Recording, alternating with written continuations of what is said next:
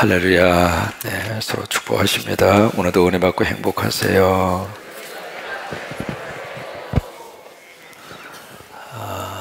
우리 영화 타이타닉이라고 하는 영화 아마 보셨을 겁니다. 흥행에도 성공을 했죠. 그 영화는 실화를 바탕으로 해서 만들어진 그런 영화입니다.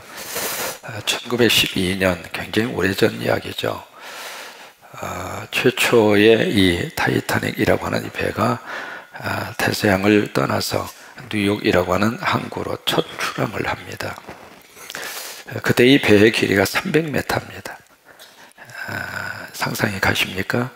벌써 그 당시에 300m짜리 배를 만들었고, 어쨌든 우리가 상상할 수 없을 정도로 최호화 여객선을 만들어서 띄웠죠. 근데 그 승객 한 사람당 지불하는 그 액수가, 요금이 지금 돈으로 환산을 하면 5만 달러입니다. 안 놀라세요? 그 티켓 하나가 5만 달러였어요. 우리 돈으로 환산해도 5천만 원이 넘습니다. 그때 이제 1등 칸이죠. 1등 칸에 승선을 한 사람의 평균 재산이 50억 달러였습니다. 지금 돈으로 환산을 하면. 그러니까 이 타이타닉 호에 탔던 사람들이 어떤 부류의 사람들이었는가, 그걸 이제 이렇게 생각하게 하는 그런 거죠. 근데 이게 우리가 아는 것처럼 빙산에 부딪혀서 그게 이제 침몰을 합니다. 최근에 이렇게 잠수라든지 여러 가지 기술들이 발달이 돼서 그 갯벌에 묻힌 이 타이타닉 그 배의 정밀 진단을 했는데, 우리가 봤을 때에는 이렇게 빙산에 부딪히면 부딪힌 부분에 파손이 더 심하게 파손이 나야 정상이잖아요. 근데 생각했던 것보다도 앞부분이 그렇게 파손이 심각하지 않는 거예요. 그러면 무엇 때문에 이것이 침몰을 했는가, 정밀 조사를 해보니까 여러 군데에서 이렇게 물이 침투해서 들어온 흔적을 발견한 겁니다. 작은 미세한 구멍이 한 6개 정도 이렇게 나 있는 것이 발견이 된 거예요. 근데 거기서 이제 물이 침투해 들어오면서 이 배가 결정적으로 빙산에 부딪히게 됐고, 결국 물이 쏟아져 들어와서 배가 이제 침몰을 한 거예요. 그래서 이제 그 사고를 통해서 1517명이라고 하는, 여러분, 해난 사고 가운데 최대의 해난 사고입니다. 그게 1912년도에 일어난 타이타닉이라고 하는 그 사고잖아요. 근데 이거 사건이 있은 다음에 4년 후에 어느 한 모임에 젊은 사람이 자기의 간증을 이야기하는 거예요. 그 사람도 이제 그 배에 승선을 했다가 어쩌던 배가 침몰을 하면서 바닷속에 뛰어들게 됐고, 다행히 거기에 표류하는 보트를 하나 붙은 거예요. 그래서 이제 목숨을 부지하고 목숨을 이제 살게 됐는데, 그 상황 속에서 어느 분이 파도에 팍 밀려서 이 젊은 친구에게 가까이 오더니 던지는 질문이 있었어요. 당신 예수 믿느냐고. 막 지금 허우적대고 있는 거죠. 그분은 막 허우적대면서 숨도 쉬기 어려운 그 상황인데, 그 가쁜 호흡을 내쉬면서 자기에게 파도에 밀려서 딱 오더니 당신 예수 믿느냐고. 나 안 믿는다고. 그래서 이제 파도에 휩쓸려서 더 멀어져 간 거죠. 그러다가 다시 그분이 파도에 휩쓸려서 좀 가까이 왔는데 또 한 번 당신 예수에 믿어야 구원받는다고. 그러더니 이분이 물속으로 쏙 들어간 거죠. 들어갔다가 다시 솟구쳐 올라오는 순간 3번째 만나게 됐는데, 그분이 또 당신 예수 믿어야 구원받는다고. 근데 그것이 마지막 그 생사가 이제 결정되어지는 그 순간에 그 전도를 받고 이 젊은 사람이 나 예수 믿어야 되겠구나. 그래서 예수를 믿고 신앙생활을 하면서 자신이 그렇게 구원받게 된 것을 간증을 하는데, 그때 그렇게 전도한 사람이 누구냐면 존 파이퍼라고 하는 목사님이셔요. 영국의 유명한 목사님이십니다.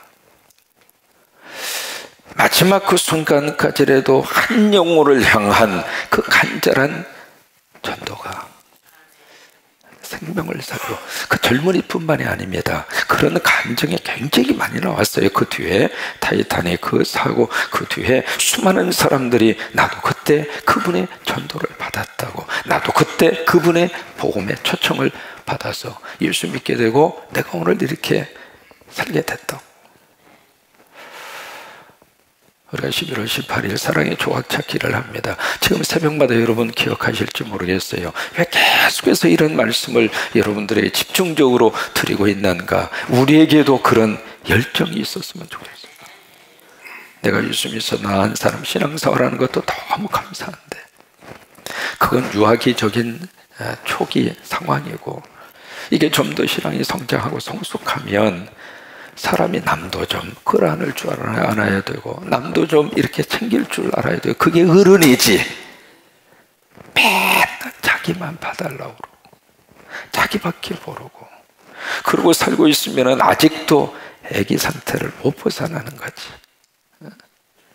신앙생활에 어떤 그 놀라운 역사들이 일어나야 되는데, 그 역사의 놀라운 은혜 가운데 하나가 내가 예수 믿고 구원받으면 예수 믿지 않는 영혼이 보여야 된다. 저분 교회 나오셔야 되는데, 저분 하나님 앞에 나오셔야 되는데, 그 마음이 들어야 철이 든 거예요. 그렇지 않으면 자기만 봐달라고 그러고 자기만 막 이렇게 자기 것 외에는 챙기는 것이 힘들고, 또 하나 주일날 나오는 것도 계속 가서 신방하고 관면하고 전하고 그래야 겨우 나올 정도가 된다면 아직 멀은 거예요. 그러면 안 되는 거예요. 우리가 11월 18일 그래서 이제 그런 마음으로 계속해서 드리는 거예요. 요한복음에 보시면 하나님께서 그렇게 말씀을 하십니다. 요한복음 4장 35절 말씀, 너희가 넉 달이 지나야 추수할 때가 이르겠다 하지 아니하느냐. 내가 너희에게 이르노니 눈을 들어 밭을 보라. 같이 한번 따라서 하십니다. 눈을 들어 밭을 보라. 그래야 눈을 들어 밭을 보아라. 휘어져서 추수하게 되었도다.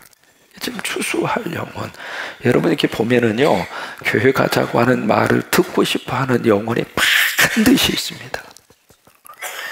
그때를 기다리고 있는 거예요. 사람이 등록을 하고 처음 이렇게 나오시다가 사정이 있어서 2번 빠지잖아요. 그다음부터 나오는 것이 더 어색한 거예요. 그런 분들에게 그것을 좀 깨뜨릴 수 있는 계기가 필요한 거예요. 그분들도 아버지 집에 나와서 여러 가지 삶의 어려움과 눈물과 고통, 어떤 그 삶의 현실적인 문제 앞에 부딪혀서 너무 지금 힘들어하고 있는데, 교회는 가고 싶은데 다시 가자니 어색하고, 다시 가서 들어가자니 힘들고, 누군가가 다가서서 그의 손을 잡아주면, 누군가가 다가서서 그를 이끌어주면 성령님이 이미 그분의 마음을 만져주고 계세요. 성령님이 이미 그분을 하나님의 사람으로 택하셨어요. 우리는 그를 이끌어서 하나님 나라를 가게 하는 그 일을 하는 것이 아니라 하나님이 하시도록 우리는 옆에서 작은 역할을 하는 거예요. 오늘 잠언 28장 1절에 보시면 두 부류의 사람을 이렇게 대조를 해서 말씀을 하시고 있습니다. 바로 의인과 악인에 대한 대조죠. 1절에 보시면 같이 한번 읽습니다. 악인은 쫓아오는 자가 없어도 뭐예요? 막 도망가요. 여기 쫓아오는 자가 없다 이 말은 누가 따라오는 사람이 없어도, 이제 그런 이야기거든요. 아니면 뒤쫓는 사람이 없어도 이 악한 사람은 막 주랭랑을 친다 이 말이에요. 막 도망을 간다 그 말이에요. 여기 악인이라고 하는 것은 성경은 윤리와 도덕의 기준으로만 하나님의 말씀을 보시면 안 돼요. 성경을 들여다볼 때 가장 중요한 기준은 복음이에요. 복음이라고 하는 것은 예수 그리스도예요. 그래서 요한일서에 하나님의 아들이 있는 자에게는 생명이 있고 하나님의 아들이 없는 자에게는 생명이 없다. 왜 그 말씀이 나왔어요? 모든 하나님이 보시는 판단의 기준은 복음이라 그 말이에요. 복음이 있으면 의인이고 복음이 없으면 악인이라 그 말이에요. 하나님이 없으면 악인이고 하나님이 그 마음과 영혼 속에 계시면 의인이라 그 말이에요. 이게 하나님이 없으니까, 여러분, 하나님이 없으면 잠언서의 말씀으로 들어가서 보면 그 속에 지혜가 없다 그 말이에요. 잠언의 말씀대로 살지 않는다 그 말이거든요. 그러면 그 속에 하나님이 없고 지혜도 없고 잠언의 말씀대로 살지도 않으면 그 사람이 하는 행동은 바로 뭐예요? 죄를 지을 수밖에 없다 이 말이에요. 그러면 죄를 지으면 여기 쫓아오는 사람이 없어도 막 도망간다 그 말이에요. 여러분 운전하시다가 빨간불에 휙 하고 지나갔어요. 순간적으로 어때요? 태어나요? 경찰이 있나 없나 막 보는 거예요. 왜 그래요? 쫓아오는 적 없어도 지금 도망가고 있는 거예요. 그게 참 사람의 심리 속에 있는 죄에 대해서 나타나는 증후군 가운데 하나입니다. 누가 뭐라고 안 했어요. 누가 지금 뭐라고 꾸짖는 것도 아니거든요. 스스로가 아이고 이러면 안 되는데, 아이고 내가 잘못했네. 이 사람은 생각을 통해서, 말을 통해서 자신의 운명을 스스로가 말을 하고 있어요. 그래서 최근에 내가 지금 많이 쓰고 있는 말이 뭔가 자세히 한번 생각을 해보세요. 이러다 큰일 나지, 이러다 큰일 나지. 그렇게 말이 자꾸 나오죠. 그럼 큰일 나는 거예요. 그러니까 큰일 나기 전에 빨리 그것을 스탑해야 돼요.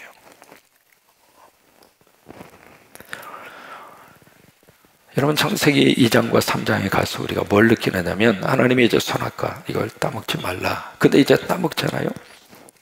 따먹고 나서 그 다음에 선악과 따먹은 그 증후군이 계속해서 나타나게 되는데 그 중 하나가 바로 눈이 밝아졌어요. 이게 사람이 좋은 쪽으로 눈이 밝아지면 축복이에요.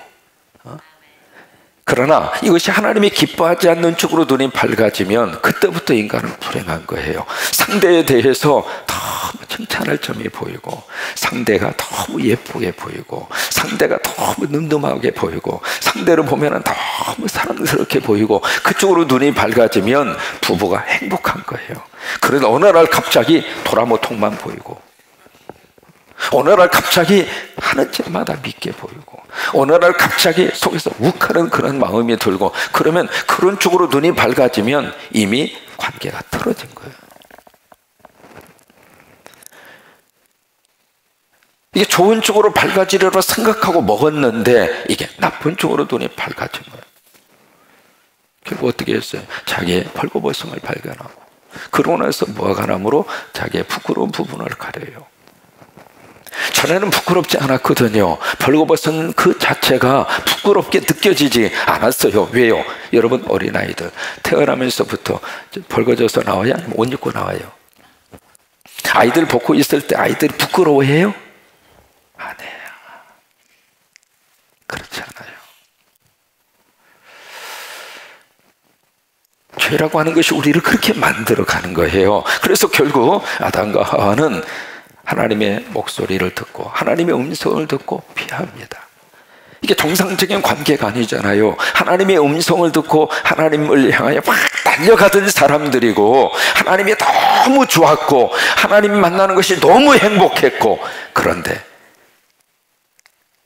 악인이 되고 죄를 범하고 나니까 하나님의 목소리 듣는 것이 두려운 거예요. 그래서 나무 뒤에 가서 숨죠.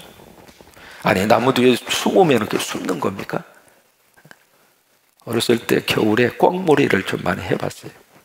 막 이 동네에서 꿩을 몰고 저 동네에서 꿩을 몰고, 그래 꿩이 막 도망가다가 나중에 지치잖아요. 지치면 꿩이 탁 하는데 숨는데 두 종류로 숨어요.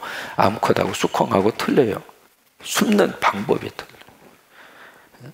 이 암놈, 이 가투리는요, 숨을 때 어떻게 하면 뒤 꽁무니부터 집어넣어요. 참 여자분들이 지혜롭습니다. 꿩을 보면. 근데 이 수컷, 이 장꽁은요, 어떻게 하느냐, 막 바쁘니까, 급하니까, 태갈통부터 갔다가 이만한 수풀에다가 집어넣는 거예요.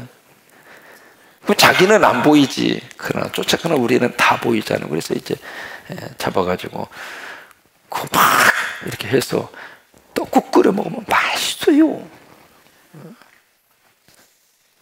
이게 내가 안 보인다고 다 안 보이는 거냐고요. 내가 나무 사이에 숨어 있으면 하나님이 못 찾아 내느냐고요. 하나님이 오셔서 아담아 너 어디 있느냐, 몰라서 물어요? 확인시켜줘요. 너 어떻게 다 이렇게 됐어? 어떻게 다 이 모양 이 꼴이야? 왜 이렇게 인생을 피해 다니고 도망 다니는 인생으로 지금 살고 있는 거야? 어떻게 다 이렇게 불행한 인생을 살고 있는 거야? 하나님의 질문이에요. 참 기가 막힌 인간의 현실의 모습을 창세기에서 우리가 보게 됩니다. 그때 아담이 한 말이 있습니다. 내가 동산에서 하나님의 소리를 듣고 내가 벗었으므로 두려워하여 숨었나이다. 이게 관계가 단절된 인간의 자아의 모습을 그대로 보여주고 있는 거예요. 노벨 문학상을 받은 해밍웨이라고 하는 미국의 작가가 있잖아요. 이 작가가 한창 잘 나갈 때 자살을 해서 자기의 목숨을 끊어요. 목숨을 끊으면서 해밍웨이가 유서를 이렇게 남기게 되는데, 유서에다가 그렇게 그분이 썼습니다. 나는 전류의 흐름이 그치고 필라멘트가 끊어진 전구처럼 고독하다. 이게 하나님과의 관계가 이렇게 끊어지고 나면 마치 필라멘트가 끊어진 전구처럼 스위치를 아무리 올려도 불이 안 들어요. 고독한 거예요. 그러니까 여기 아기는 스스로가 고독한 인생을 지금 사는 것처럼, 누가 오는 사람이 없어도 막 불안하고, 누가 오는 사람이 없어도 막 두렵고, 누가 어떻게 말을 하는 사람이 없어도 막 자기가 자기 성질을 못 이겨서 그런 인생을 산다 그 말이에요. 그런데 그 다음에 보세요. 1절에 보시면 의인은 사자같이 어떻게 해요? 담대하다 그 말이에요. 의인은 사자처럼 당당하다 그 말이에요. 여러분, 여기 의인은 하나님 모신 사람이 의인이에요. 예수 모시고 사는 사람이 의인이에요. 성령의 은혜를 사모하고 사는 사람이 의인이에요. 잠언의 말씀 붙잡고 사는 사람이 의인이에요. 바로 여러분들이 의인입니다. 영어에 재미있는 말이 있습니다. saint라고 하는 말이 있거든요. saint.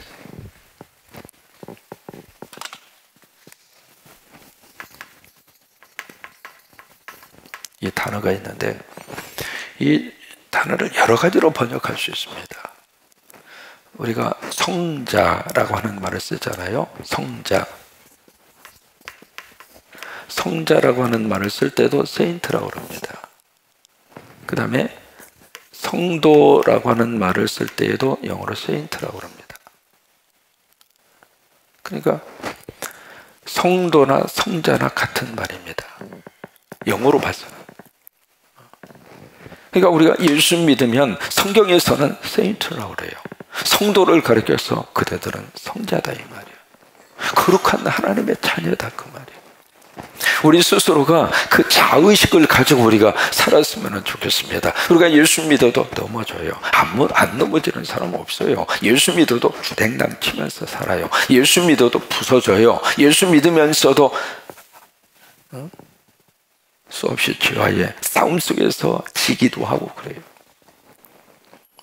근데 중요한 것은 예수 믿는 사람은 그것을 빨리 깨닫고 하나님 앞에 어떻게 하는가? 회개하는 거예요. 회개하는 영성을 가진 사람이 믿음의 사람이에요. 그러니까 회개할 줄 아는 영성만큼은 가지고 우리가 살아야 돼요.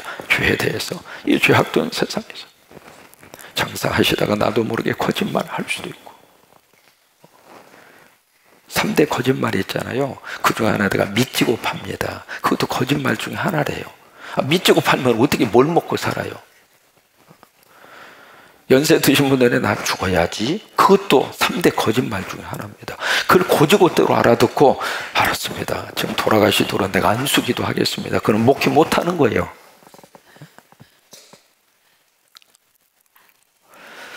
장사를 하다가 보니까, 사업을 하다가 보니까 나도 모르게, 아니면 사회적인 구조 자체가 우리로 하여금 어쩔 수 없이 넘어지게 하는 그런 요소들이 여기저기 엄청나게 많아요. 근데 의인은 어떤 사람인가? 그 순간에 깨닫는 거예요. 야, 이게 잘못된 것이구나. 이것이 죄악이구나. 그걸 깨닫고 나서는 회개하는 사람이에요. 하나님 앞에 회개하고, 그리고 나서 더 이상 그런 죄악에 빠지지 않도록 몸부림치는 거예요. 몸부림치면서. 그 몸부림조차도 없으면 영적으로 이미 마비 상태에 가 있는 거예요. 몸부림치다가 또다시 그런 죄를 범할 수밖에 없는 그런 어떤 상황 속에 내가 처해져서 또다시 그런 갈등의 그 속에서 고민할 수밖에 없는 그런 상황이 온다 하더라도 다시 한번 또 하나님 앞에서 하나님, 나 죄인입니다. 그게 의인이라 그 말이에요. 여러분, 다윗을 보면 다윗의 결정적인 실수 우리 알고 있잖아요. 우리 아이 안에 밧세바를 범하잖아요. 임신을 시켰잖아요. 그의 남편을 고의적으로 전쟁에 깊숙한 것을 집어넣어서 고의 살인죄를 범하잖아요. 그 다음에 이것을 다 은폐하기 위해서 완전히 그냥 범죄 은폐를 하기 위한 죄까지 범하잖아요. 아무튼 치밀할 정도로. 근데 그것을 누가 추적하는가? 하나님이 추적하시는 거예요. 그래서 그 죄를 드러내는 거예요. 그러니까 나단 선지자를 하나님이 보내셔서 설교를 통해서 다윗의 깊은 속에 있는 그 죄의 암덩어리를 하나님이 건드시잖아요. 건드니까 다윗이 그 사람이 누구냐? 바로 당신이 그 사람이다. 다윗이 엎드리잖아요. 목사 앞에 엎드린 게 아닙니다. 하나님 앞에 엎드린 거예요. 나단 선지자 앞에 엎드린 게 아니에요. 하나님 앞에 엎드린 거예요. 그러면서 그때부터 다윗이 눈물을 쏟잖아요. 어느 정도로? 침상이 젖을 정도. 근데 그 다음이 중요합니다. 그렇게 회개하고 나서 뭘 했는가? 다윗이 나 이제 부끄러워 창피하니까 나 안 하겠다고, 그리고 왕의 자리에서 내려온 게 아니에요. 우리 생각에는 여기저기서 수없이 많은 여론들이, 그 당시에 사람들이라고 말을 안 했겠습니까? 그 모든 말을 다윗이 못 들었을 것 같아요. 다 들었죠. 얼마나 창피해요. 그리고 백성들 보기에도 부끄럽고요. 그러면 우리 생각에 차라리 내려오는 것이 속편하죠. 나의 왕 더 이상 못해. 나 자격 없어. 더 이상 안 할 거야. 아니, 안 하기도 할 뿐만 아니라 나 더 이상 창피해서 못하겠어. 그리고 내려오고 싶은 마음이 아마 99%였을 거예요. 근데 다윗은 끝까지 그 자리에서 하나님 앞에 그 사명을 감당하는 거예요. 그게 의인이 가져가는 믿음의 자세입니다. 당당한 거예요. 누가 뭐라고 그러면 그렇습니다. 나 그렇게 약합니다. 누가 뭐라고 하면 옳습니다. 나 그런 죄인입니다. 누가 뭐라고 그러면 예, 맞습니다. 나 실수합니다. 그런데 하나님이 나 용서하셨습니다. 용서받은 죄인으로 내가 하나님 앞에 서는 거예요. 그게 사자처럼 당당한 사람이에요. 오늘 하루 이런 은혜가 여러분 속에 넘치기를 주의 이름으로 축원합니다. 여러분, 신성 로마 제국의 찰스 5세라고 하는 사람이 황제가 됩니다. 그러나서 누구를 소환하냐면 그 당시에 골칫덩으로 생각했던 루터를 소환을 해서 거기에 이제 루터를 재판정 앞에 딱 세웁니다. 루터를 아는 친구들이 루터를 계속 만류합니다. 당신 가면 끝장난다. 그래요. 루터는 그것이 죽음의 길이라고 하는 걸 알아요. 그래서 친구들도 루터 스스로도 이 길이 어떤 길인가라고 하는 것을 알고 있어요. 그때 이제 루터가 그렇게 이야기합니다. 그래, 내가 윌메스라고 하는 것이 바로 그 황제가 있는 궁으로 가는 그 길입니다. 그 양쪽에 있는 그 모든 그 집들의 지붕의 기와장, 그 수만 장의 기와장이 악마로 변한다 하더라도 하나님께서 너는 틀렸어 라고 말하지 않는 한 나는 황제 앞에 당당하게 설 것입니다. 의인이 갖는 당당함이에요. 우리는 세상에서 그런 하나님의 사람들이에요. 여러분, 이런 축복이 넘치기를 주의 이름으로 축복합니다.